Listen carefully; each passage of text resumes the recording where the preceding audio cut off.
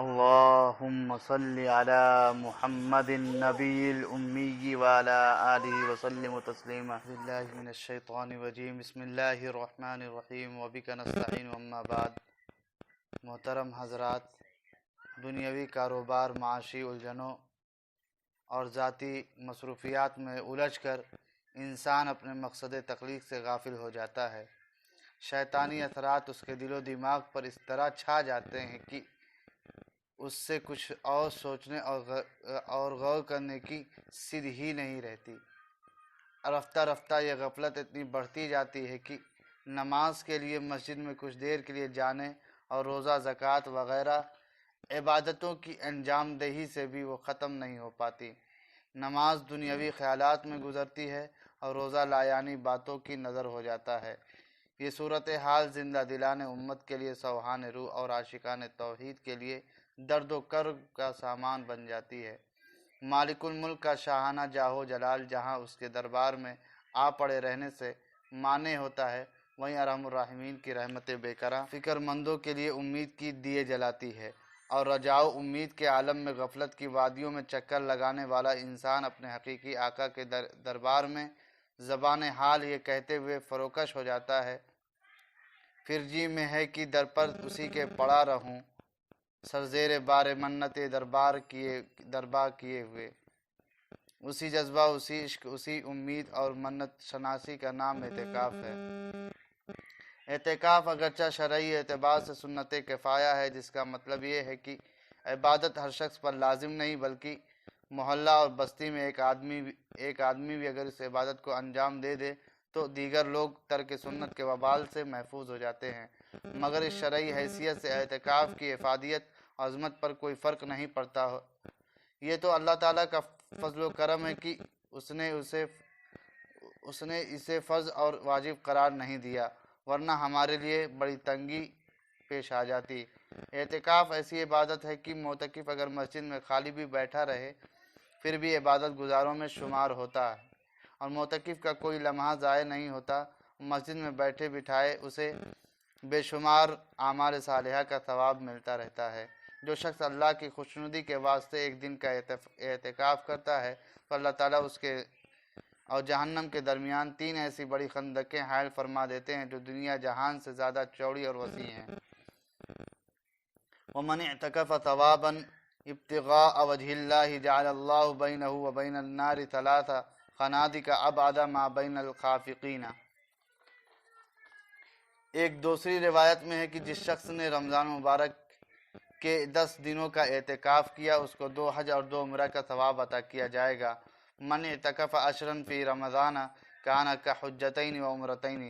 دیکھیے کتنی معمولی قربانی پر اللہ تبارک و تعالیٰ کی طرف سے کس قدر عظیم نعمتوں کا وعدہ کیا جا رہا ہے.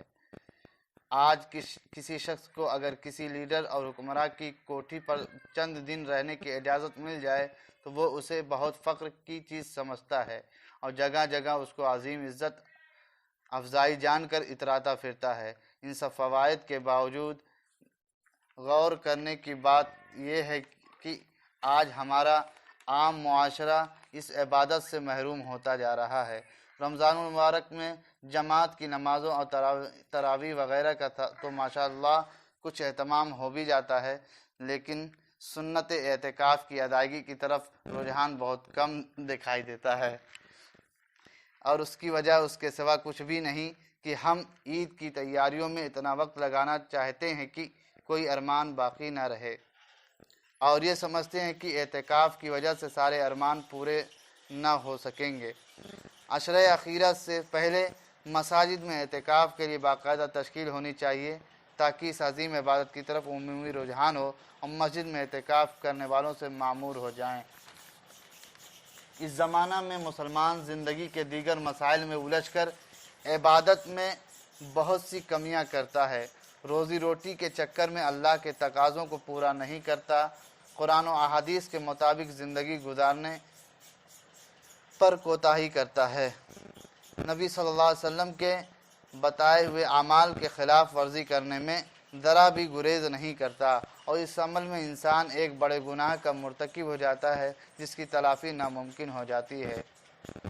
لیکن اللہ ہر روز مزید عبادات کے ذریعہ جن گناہوں اور عذاب سے نجات پانے میں کامیاب ہو جاتا ہے اس کی ایک شکل اعتکاف ہے، جو کہ ماہ رمضان کے آخری 10 دنوں میں کرنے کی بات کہی گئی ہے۔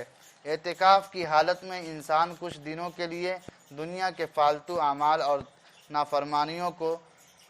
نافرمانیوں سے بچتا ہے اور عبادت کے ایک اونچے مقام پر جا کر اللہ کی عبادت کرتا ہے۔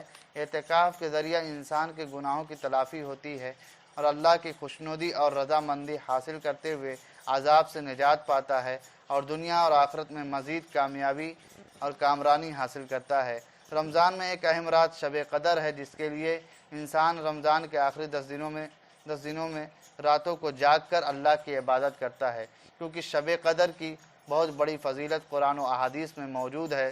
اس رات کی عبادت کا نفع یہ ہے کہ اللہ بندے سے راضی ہو کر اپنے فضل سے اس کے گناہوں کو معاف فرما کر زندگی میں مزید مشکلات اور مصائب سے حفاظت کرتا ہے اور آخرت میں مغفرت کی ضمانت ہے۔ اور اس رات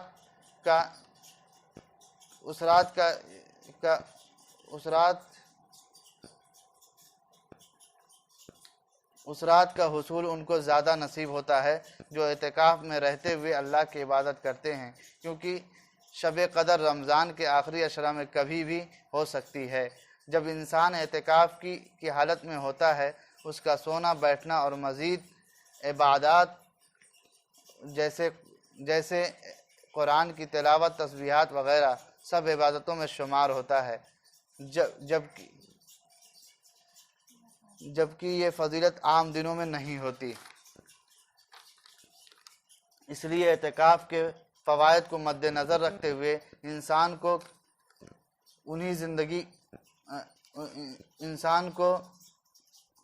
زندگی کے کچھ اوقات نکال کر اس مخصوص عبادت کے لیے نکال لینا چاہیے۔